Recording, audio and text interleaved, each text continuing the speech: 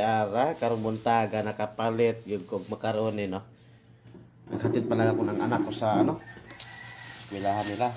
Dahil tinanghali na tayo, anong oras na umaga na sa labas. Tinanghali na tayo. Nag-open tayo, walang pasahero pumasok, sige. Hanggang inabot tayo ng alas 6. So ito nang yun ako. Hatid ko muna yung anak ko sa eskwelahan. Tapos nakabili tayo ng macarons. Macaroni tawag natin. Idol mo pa na ako ng macaroni ganun. Timo sa tag-macaroni, tawag-tawag biyahe ng tahat. Mga palangga.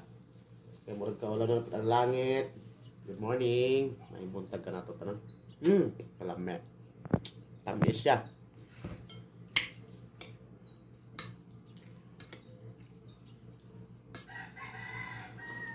Pero, tama yung timpla, tama yung tamis. Hindi ganun matamis.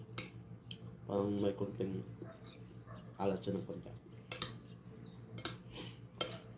Pero parang ang makarila parang ibang kulay.